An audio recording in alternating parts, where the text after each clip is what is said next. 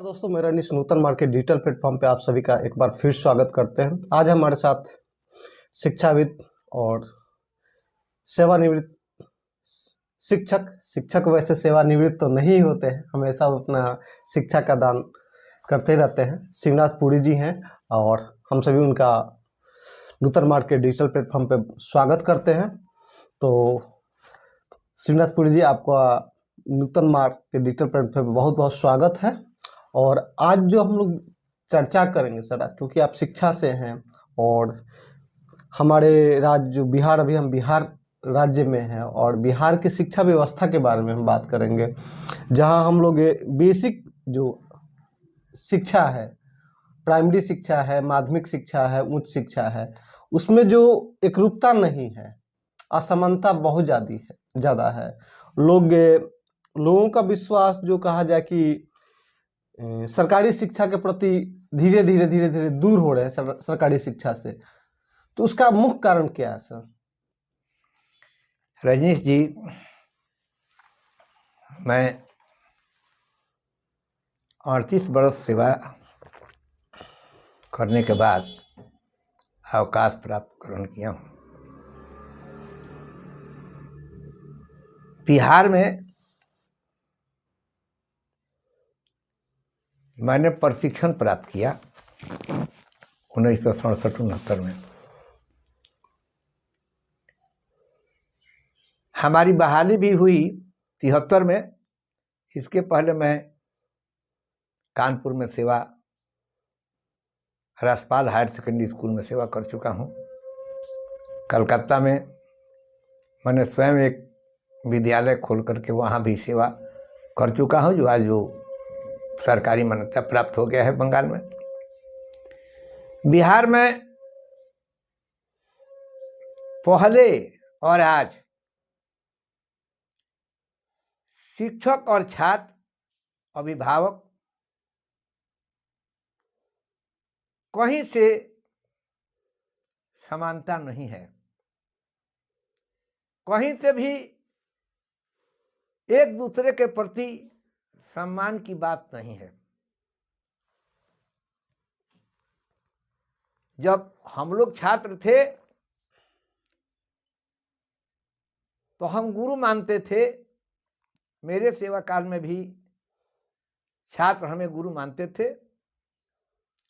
हम लोग अपने प्रतिभा को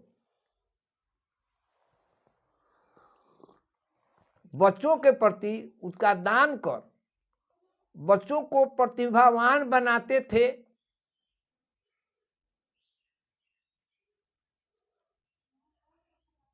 हमारी प्रशिक्षण भी उसी तरह के हुआ करती थी। आज बिहार में प्रशिक्षण विद्यालय नहीं है।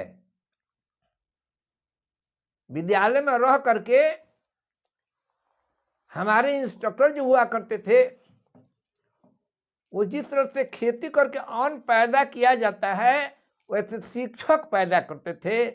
शिक्षक को प्रतिभावान बनाते थे, जो वह शिक्षा दान कैसे करेंगे, क्लास की वर्ग व्यवस्था कैसे करेंगे, किस तरह से अपने आप को वर्ग में लाएंगे कि बच्चे विषय वस्तु की ओर जाएंगे। पढ़ाई की व्यवस्था थी, शिक्षण की विधियां थी। अगर शिक्षक क्लास में जाता है, पहले वर्ग व्यवस्था में लड़के शांति पूर्वक शिक्षक की बातें सुने। विषय वस्तु पर जाने के लिए विधियां होती थी, प्रश्नोत्तरी विधि। हम लोग से कई तरह की विधियां हैं। विषय जो वस्तु है, मुख्य विषय बिंदु पर जाने के पहले बच्चों से इस तरह से प्रश्न किया जाता था कि आपने आप बच्चे ये कह दे कि आज हमारे गुरुजी इनके विषय में पढ़ाने जा रहे हैं। अच्छा, मान लीजिए, एक मिनट, जो हमको किसी महापुरुष के बारे में बताना है, जैसे मैं राजेंद्र बाबू को, तो हम बच्चों से प्रश्न करते थे, भाई भारत का प्रथम राष्ट्रपति कौन था ना? तो कोई ना कोई बच्चा जानता जरूर होगा। इस तरह से उन लोग की जो है जनरल नॉलेज की ही परीक्षा हो जाती थी कि बच्चे जानते हैं कि नहीं। तो अब कहते थे कि हम अब राजेंद्र बाबू के बारे में पढ़ाने जा रहे हैं। फिर बात देखिए, व्यवस्था गिरने की बात जहाँ तक है, उस समय भी शिक्षकों का वेतन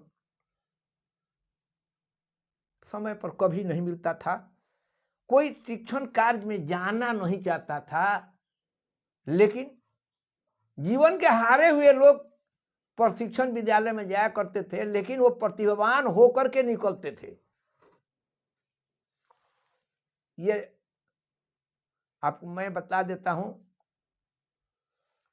शिक्षक की बहाली भी रोक दी गई धीरे धीरे। जितने भी ये 89 के पहले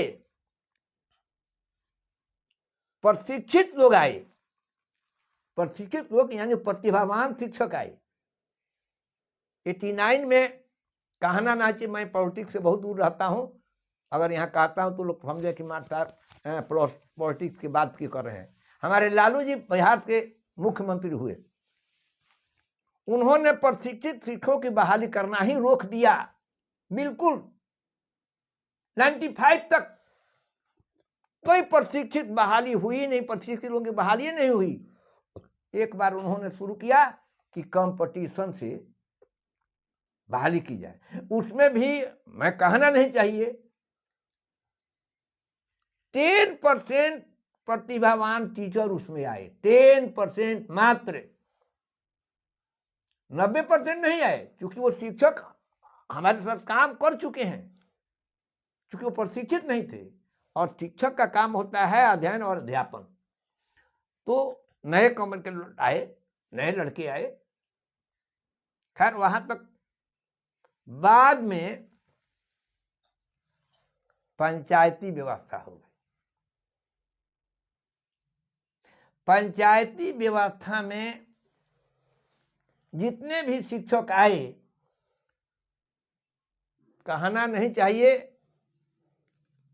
जिसको कहते हैं पंचायत शिक्षक, उसके बाद एक प्रखंड शिक्षक हुए, प्रखंड से बहाली हुआ करती थी, प्रखंड से पंचायत से मुखिया जी। तो मुखिया जी जिन्होंने शिक्षक हुआ तो पहले हुआ कि 11 महीना की नौकरी या 1500 रुपया तनख्वाह।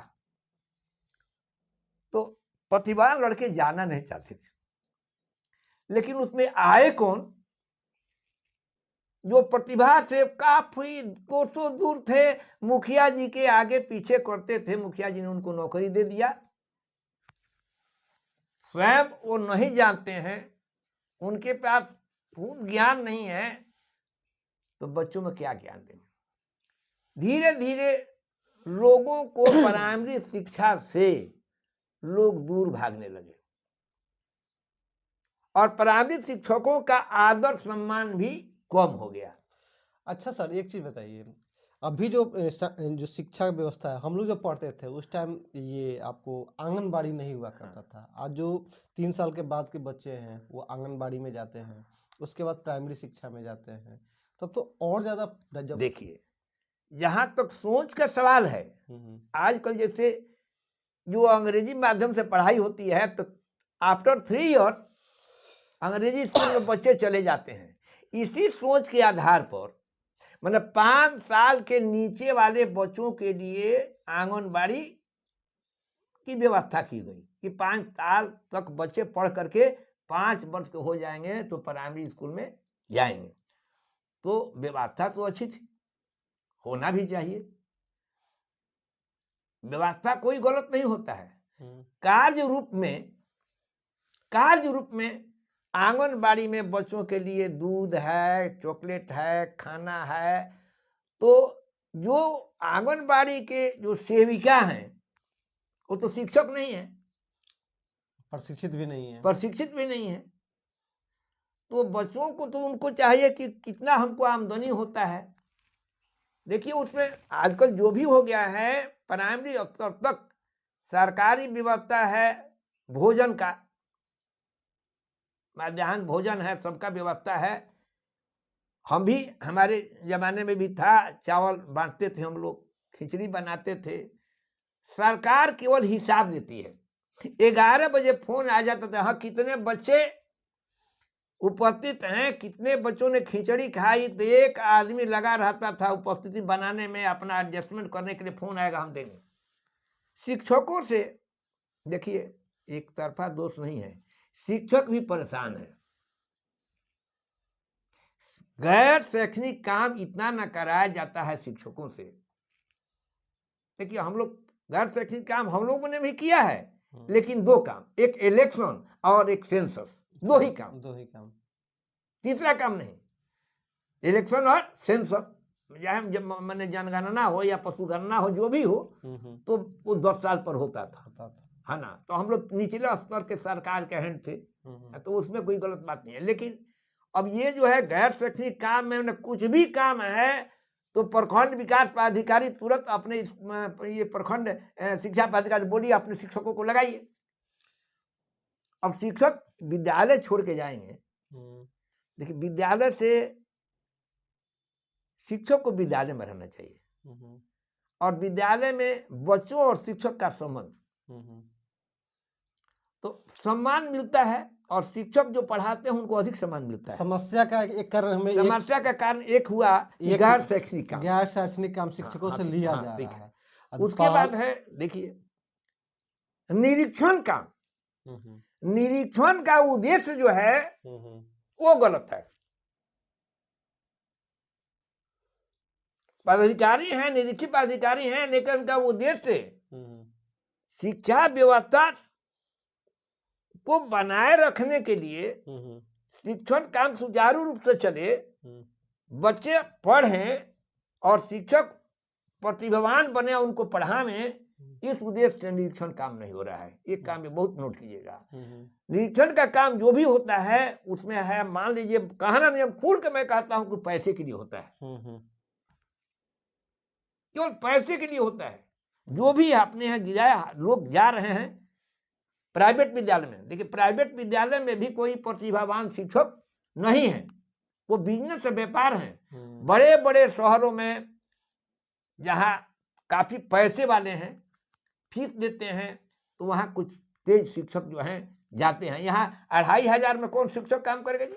2500 3000 के, और शिक्षक हम लोग देखते हैं। फिर भी लोगों का झुकाव तो उस तरफ, झुकाव ये है, देखिए लोगों का झुकाव जो शहर का नकल करते हैं। अच्छा सर, ये चीज हो गया, हमें इसका उपाय क्या है? देखिए उपाय, देखिए इसमें सुधार हो, सुधार सुने, सुधार एक बात जानिए, क्यों सरकार के सुधार से ही सुधार होने वाला नहीं है। हमारी मानसिकता बदलेगी, हमारी मानसिकता बदलेगी कि मैं अपने बच्चों को सरकारी स्कूल में ही भेजूंगा, और साथ साथ शिक्षक का भी सहयोग होगा कि मुझे सरकार ने रखा है, तो मैं सरकारी आदमी नहीं हूं, मैं समाज का आदमी हूं। शिक्षक को अपने आप को एकदम पूरा समाज के प्रति समर्पित होना पड़ेगा कि यह मैं सरकारी नौकर के नहीं, मैं एक शिक्षक हूं। शिक्षक अपने आप को शिक्षक समझे, उनका कर्तव्य है बच्चों को अपने आप से तैयारी करके आप बच्चों में देना।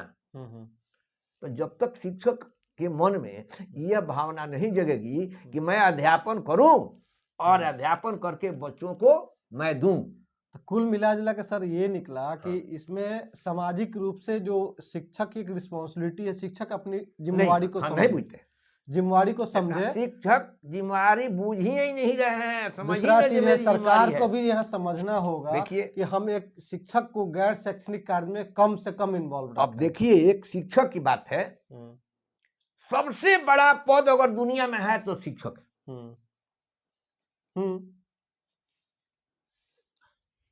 ये राष्ट्र निर्माता कहलाता है। ऐसे ही राष्ट्र निर्माता शिक्षक नहीं कह जाते हैं कि राष्ट्र में जो भी होता है, आज विज्ञान बहुत दूर है, उसमें किसका हाथ है? शिक्षक का हाथ है। सनातन ने से आज तक शिक्षक का हाथ है। तो शिक्षक अपने आप को अगर शिक्षक नहीं समझेंगे, शिक्षक की बात नहीं, हर बात में शिक्षक होना चाहिए पड़ेगा। अपने बोली में, भाषा में, रहन में, सहन में, हर समय शिक्षक, हर जगह शिक्षक बनना। कि शिक्षक स्वयं पहचान में आ जाओ कि जरूर शिक्षक होंगे तो अब वो शिक्षक हैं। कहा शिक्षक को सर्टिफिकेट देने की जरूरत नहीं है। कोई देख कर बाहर से देखे, हमारे गुरुजी बलिया जिला के थे, बंगरा ट्रेनिंग स्कूल में, कहते कि तुम लोग ऐसे रहो कि अपने आप कोई कह दे कि ये शिक्षक है। तो जो शिक्षक के प्रति आप हो जाएंगे कि हम उत्तरदायित्व को संभालेंगे, शिक्षक का उत्तरदायित्व को संभालेंगे, तो स्वयं आप वैसे रहिएगा और बच्चों को दीजिएगा। सरकारी व्यवस्था चाहे जो भी है, लेकिन आपका काम है विद्यालय में जितना देर रहिए बच्चों को इतना कहिए कि बच्चे आपसे लगे रहें, आप जो बच्चे उसको स्वीकार करें। बहुत बहुत धन्यवाद चाचा जी, आपने बिहार के शिक्षा व्यवस्था और उसके जो कारण है, जो समस्या है उसका कारण आपने बताया, और कारण के अलावा आपने सुझाव भी दिया कि सरकार के साथ शिक्षकों को भी अपनी रिस्पॉन्सिबिलिटी समझने पड़ेगी, प्लस आम जनता को भी अपनी जिम्मेवारी को एहसास होना होगा कि वो अपने बच्चे को सरकारी शिक्षा में भेजे। जिस तरह सरकारी नौकरी के लिए प्रेरित करते हैं उस तरह से वो सरकारी ये मानना पड़ेगा के लिए। देखिए, मैं बंगाल का ग्रेजुएट हूँ, लेकिन बिहार का जो सिलेबस है, आप देखते हैं बिहार के बच्चे दिमाग से बहुत तेज होते हैं। अब उसके दिमाग को हम किस रूप में काट, शिक्षक की कमी है। प्रतिभा माना वो प्रतिभाशील लड़का है, लेकिन उसको गाइडेंस नहीं मिल रहा है। किसकी कमी है? शिक्षक कमी है। शिक्षक कमी है। तो मानसिकता जब हम शिक्षक, देखो शिक्षक सबसे पहले बुझे कि हम शिक्षक हैं, लेकिन मैं एक सामाजिक प्राणी हूँ, समाज के उत्थान में मेरा भी बहुत बड़ा योगदान है। चलिए इसके साथ समाप्त करते हैं। बहुत बहुत धन्यवाद।